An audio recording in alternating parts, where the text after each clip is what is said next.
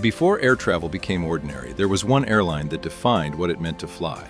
Pan Am wasn't just a company, it was a symbol of America's ambition, innovation, and glamour in the skies. This was the airline that launched the jumbo jet, the company that introduced millions of people to international travel. And for decades, if you wanted to fly anywhere that mattered, you flew Pan Am. Yet Pan Am wasn't America's national airline. It wasn't run by the government. It was a private company built almost entirely on the vision of one man. And within just a few decades, it went from conquering the skies to vanishing completely. This is the rise and fall of American World Airways, and the story behind the man who built it, the world it shaped, and the spectacular collapse that no one saw coming. Pan Am began in 1927, founded by two Air Corps majors as a small mail carrier service. Their first flight from Key West to Havana became America's first scheduled international airline service. Almost immediately, Pan Am stood apart. With government mail contracts, landing rights, and new capital, it was positioned for growth in a way no competitor could match. Then came Juan Trippe. After a series of mergers, Trippe, a Yale-educated, ambitious Wall Street banker turned aviation fanatic, took control of Pan Am. Where others saw fragile machines or military tools, he saw the future of global business and diplomacy. Trippe pushed the airline far beyond domestic skies. In the 1930s, when most carriers barely flew across states, Pan Am was crossing oceans. His secret weapon? Flying boats, the massive clippers that could land on water. These aircraft were floating luxury hotels in the sky, lounges, dining rooms, even sleeping berths. A ticket cost today's equivalent of thousands of dollars, and for the elite, flying Pan Am was like boarding a cruise ship in the air. Miami became the heart of this new empire. Pan Am's base there grew into the busiest seaplane terminal in the world by the mid-1930s, with clippers departing daily to Latin America and beyond. For many passengers, Pan Am wasn't just their first flight abroad.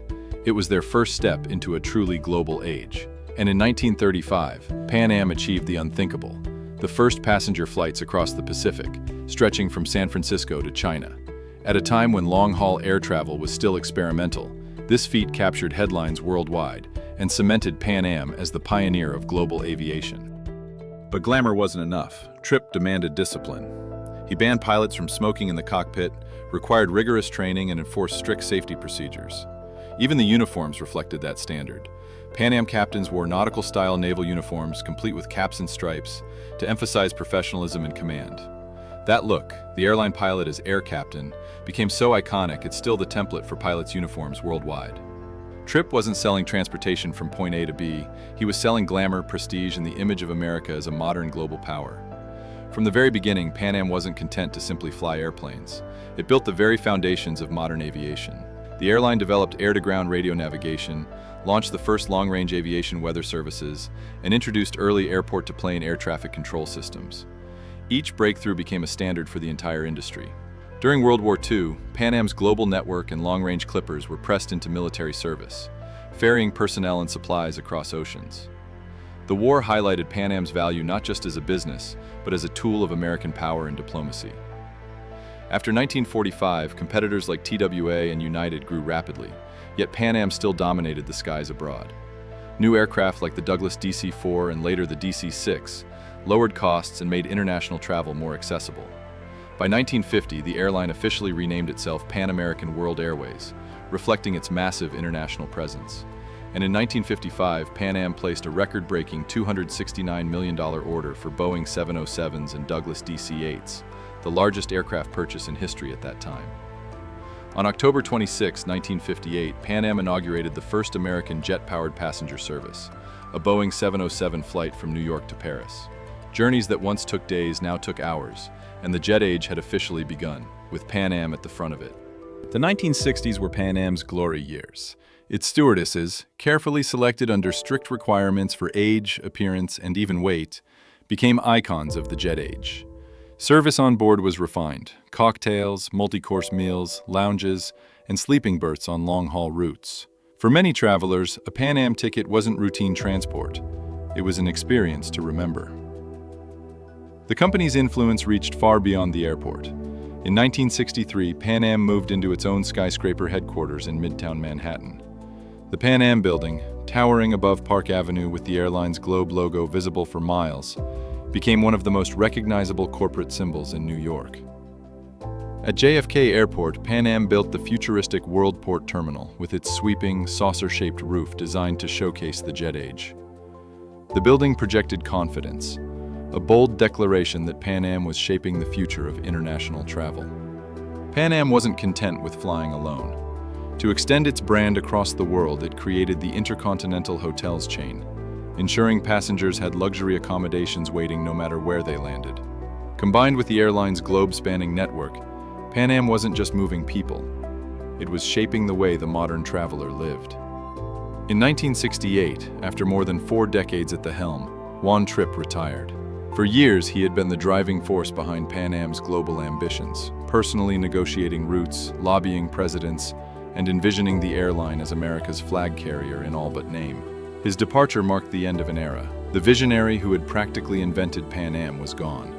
And though the airline's glamour would continue into the 1970s, it would do so without the guiding hand that had steered it from mail planes to world domination.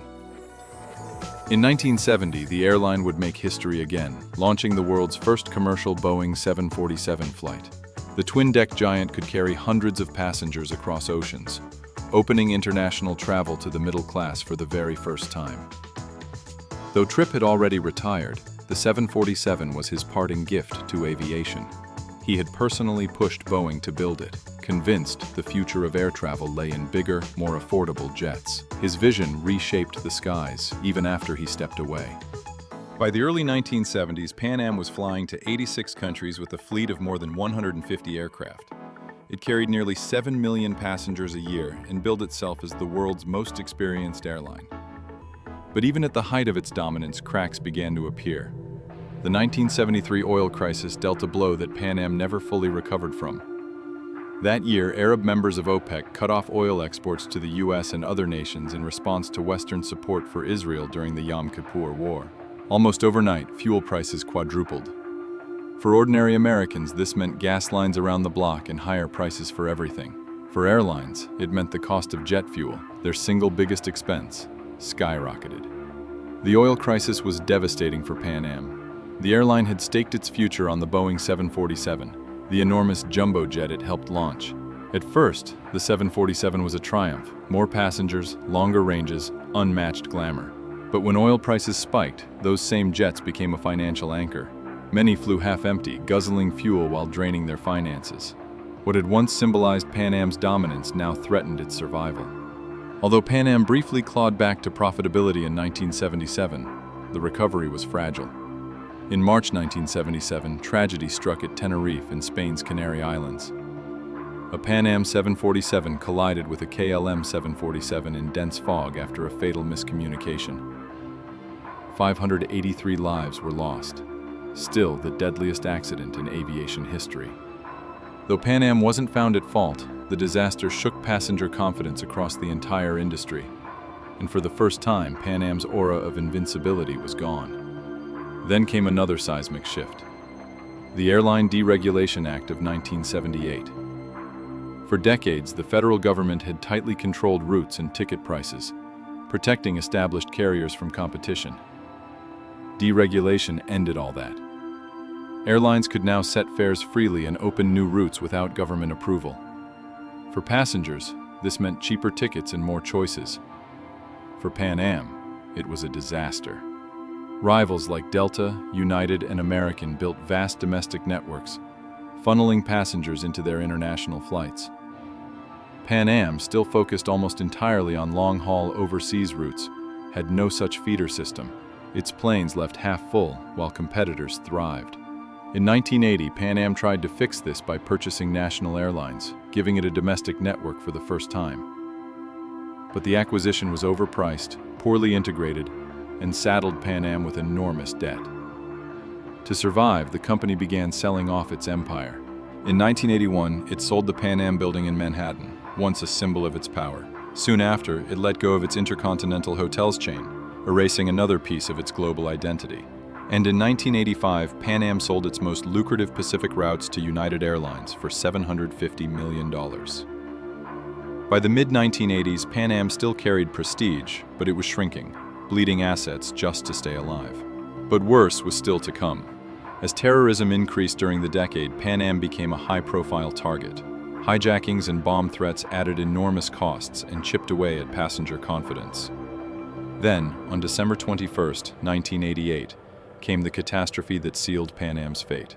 Flight 103 over Lockerbie, Scotland. That evening, a Pan Am Boeing 747 departed London Heathrow bound for New York.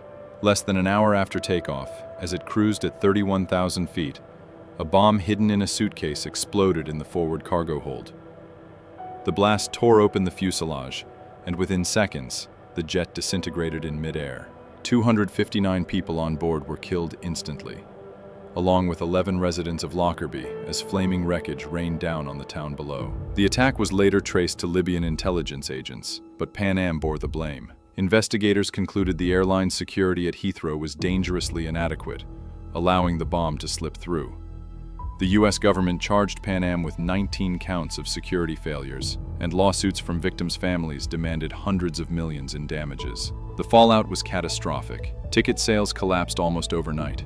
Court battles dragged the airline into deeper debt. And worst of all, the Pan Am brand, once synonymous with safety and glamour, was now inseparable from tragedy. Desperate for cash, Pan Am sold its crown jewel, its routes to London Heathrow, long the heart of its transatlantic business. Without them, revenues collapsed further. Then came the Gulf War in 1990. With fears of terrorism and global instability, Americans avoided international travel altogether.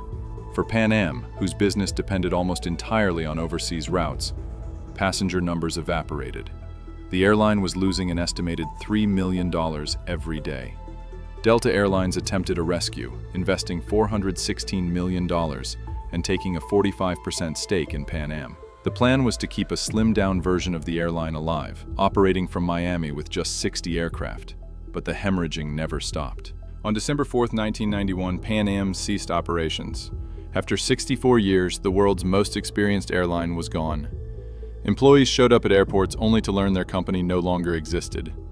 The Pan Am name disappeared from the skies. When Pan Am's final flight touched down in 1991, it wasn't just an airline that disappeared. It was the end of an era. Pan Am had practically invented modern air travel. It pioneered global routes, flying boats, in-flight luxury, international weather forecasting, and even the concept of the airline reservation system. It launched its own flight academy, shaping generations of pilots, and even operated a helicopter shuttle linking New York airports and Manhattan. For decades, if you wanted to see the world, you flew Pan Am. Even after bankruptcy, the Pan Am name lived on. Its blue globe logo still sparks nostalgia, appearing on TV shows, fashion, and collectors' memorabilia. The airline's intercontinental hotels, born from Pan Am's global ambitions, thrive today as one of the world's top hotel brands. For a time, the name even resurfaced on Pan Am Railways in New England, a freight line that adopted the famous logo. Though it was absorbed into CSX in 2022, the fact that the brand could leap from air to rail decades later shows just how enduring Pan Am's power was. Most importantly, Pan Am's legacy is the romance of air travel itself. To fly Pan Am was to step into a world of possibility, where airplanes weren't just machines. They were symbols of connection, diplomacy, and glamour. Today, no single airline has ever truly replaced Pan Am's mystique. The airline may be gone, but its golden age of aviation still captures imaginations, a reminder of a time when the future of flight felt limitless. Recently, the Pan Am name has resurfaced in a surprising way. A company licensed the brand for luxury private jet journeys, complete with retro uniforms, vintage branding, and ticket prices in the tens of thousands. There are even whispers of a full airline relaunch, though nothing is official. So, while the original Pan Am is gone, its mystique refuses to die. Pan Am remains one of the most powerful symbols of America's golden age of flight, and its ghost still lingers in the skies. Pan Am rose higher than anyone thought possible, and then fell harder than anyone imagined. If you enjoyed this story, don't forget to subscribe for more.